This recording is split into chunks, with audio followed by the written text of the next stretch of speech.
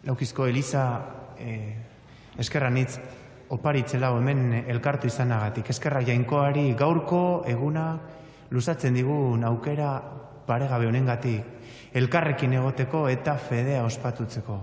Eta gainera ez hemen bakarrik gaudenen artean baizik eta telebistaren bidez jarraitzen ari direnentzako ere ospakizuna baita. Bihotz-bihotzean neure otoitz momentu batean Jainkoaren hitzarekin izandako nire barneko hausnarketa elkarbanatuko dut. Lagungarri suerta dakizuekelakoan. Beraz, bihotzez elkarbanatutako hitzak izango dira. Gaur uste dut erreparatzeko modukoak direla lehenengo irakurgaia, edo hobe esan da, lehenengo irakurgaiaren bidez Jainkoak berak helarazi nahi digun mezu hori. Konektatzeko gure gizarte honek bizi izaten duen zerbaitekin. Alegia, esaten du gaurko lehenengo irakurgaiak, Joben liburutik hartuta. Amaibako egiten jat gaua, jirabiraka egun sentir arte, nire begiek ez dabe barriro zoriona ikusiko. Bai, pertsona bat, lotan egondare, edo lotan saiatu eta saiatu, bueltak ari dela, eta ezin horik hartu. Kezka, ardura, depresio akaso, tristura. Ez ote da gure gaur egungo gizarte honetan, eta ez bakarrik nik neuk esan da baizik eta gizarte ikertzaile askok esaten duten lez, ez ote da gure gaur egungo munduan ezaugarri bat, edo ezaugarri baino gaitz bat, mundu oso garatu teknologikoki zalantzarik gabe, baina tristetuta bezain garatu. Hala esaten dute ikertzaile askok. Horrela ikusten dute. Ikusten dugu gure mundu garatu honen jenderen horpegia, ikuskatzen dugu bihotza, ikusten dugu psikologoen kontsultak nolako dauden, eta nolako bizimodua daramagun, eta argi dago mundu tristetu batean bizi gara. Naiz eta oso itzuraz garatuta egon. Aurreko bilera batean, gazte bilera batzuetan aritzen naiz ni, eta aurreko gazte, neko nagusia direnak, unibertsitateko 3. mailan daudenekin biltzen naiz, eta aurreko bilera batean, onelako gai atera gintzan. Eta adostasun puntu batera heldu ginen honekin zeharo loturik. Euren artean eta gure artean, hasi ginen esaten begira, egia dena daukagula eskuragarri, dena. Familia, ikasketak, egunero etxea, ohea, janaria, eta behar dugun beste, eta askoz ere gehiago. Baina, eta hau esan, adostu genuena garai honetan eta egun horretan, zerbait falta zaigu. Zer deritzozue, Laukizko Eliza, eta Euskal Herriko Eliza, zer deritzozue? Ez ote zaigu, benetan gure gizarte honetan, zerbait falta bihotzean. Behintzat gure talde horretan, gazte talde horretan, gure mundua ikusita, olako ondorio batera, iritsi ginen. Zerbait falta zaigu. Aurreko gunean ikuskatzen, liburuen artean, aukeratu nuen edo aurkitu nuen, askotan maiz irakurri izan dudan, liburu batean onelako paragrafotxo bat. Liburua deitzen da, astearteak irakasle ohiarekin, martes con mi viejo profesor. Eta bertan, Mitch Albom izeneko idazle batek kontatzen du bere esperientzia, bere irakasle ohia zenarekin, eta irakasle horrekin hartu emanak izan da, eta topaketa batzuk izan da, irakasle hori hiltzeko prozesu batean dagoela, eta nolako gai mamitsuak ikutzen dituzten elkarren arteko elkarrizketa sakon horietan. Eta momentu batean horrelako zera bat esaten du.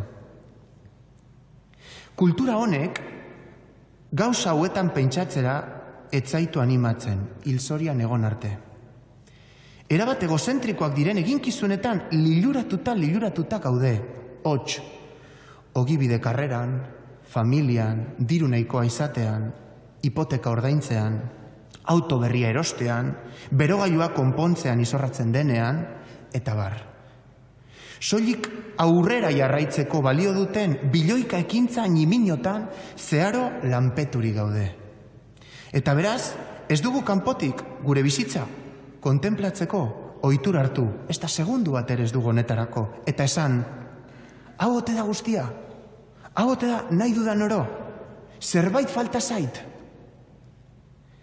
Eta gehitzen du liburuak oso modu zuhur eta zehatz batean. Norbait, noranzko honetan bultzatzea behar dugu.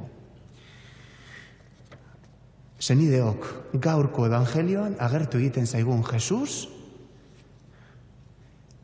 ikaragarria da. Eta ikusten dugun dimentsioa zoragarria da. Ikusten dugu Jesusekiko harremanak sendatu egiten gaituela. Sinestez eta fedez hurbildu eginez gero, sendatu egiten gaituen pertsona batekiko topaketa ikaragarria izango dugu. Zergaitik, Jesusekiko topaketa guztiek beti jartzen gaituztelako benetako importanteak diren galderen aurrean, klasikoek misterioak deitzen zituzten galdera hauek. Horrelako galderen aurrean jarri egiten gaitu Jesusek zuzenean benetako topaketa denean. Honako hauek, zertarako jaio zara, zertarako zaude hemen, zertarako bizi, gizarte tristetuta zauden hori, zertarako zaude hemen, zertarako jaio, zertarako bizi, zertarako eman horren beste denbora egiten dituzun gauzetan. Esango baligu bezala Jesusek berak, esnatu. Gaurko evangelioak argi eta garbi, Jesusekiko topaketen bidez, jendea esnatzeko aukera izaten du. Eta adibide batzuk agertzen dira.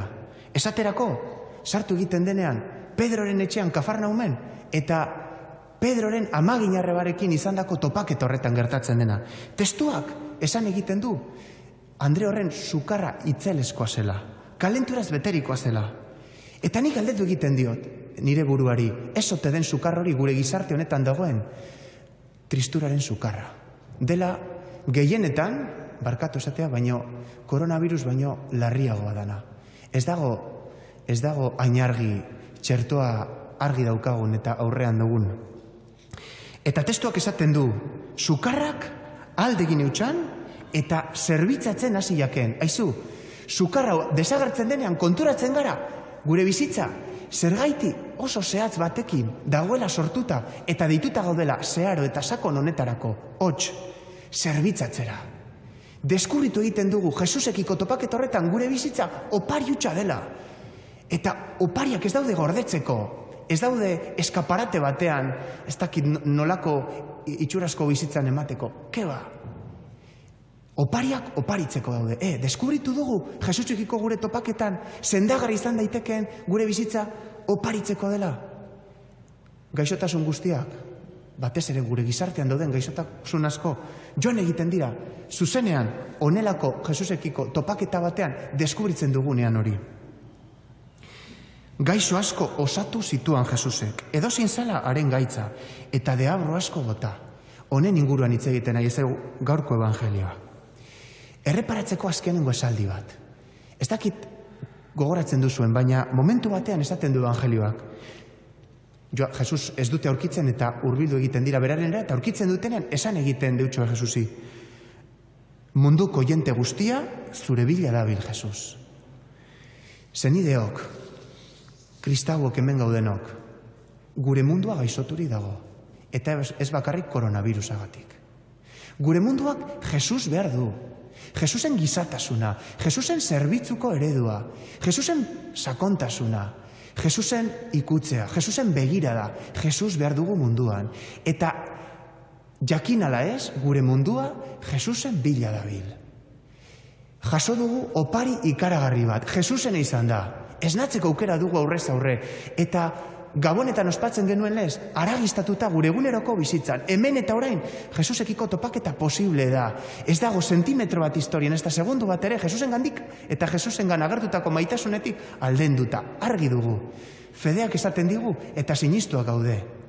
Agian gaur da momentua, ikusita gure munduan nola dagoen, hainbat alderditan nahiko galduta, eta nahiko tristuraz beterikoa, eta utxune hori bihotzean, ez ote da momentua guk ere gaur San Paulok esandakoarekin bat egiteko. Errukarri ni berri honau iragarriko ez banu tristetu eta kolpaturik dagoen gure mundu honetan.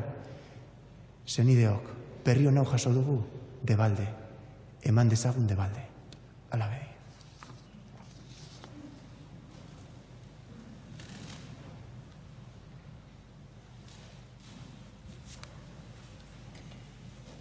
Eta denok, zutunduta, izango dugu aukera gure fedea aitortzea.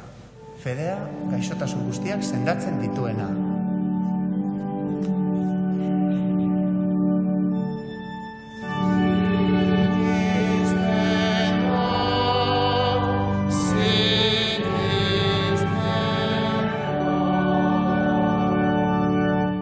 Sinisten dut jangoiko aita ahal guztiduna, zeru lurren egilea.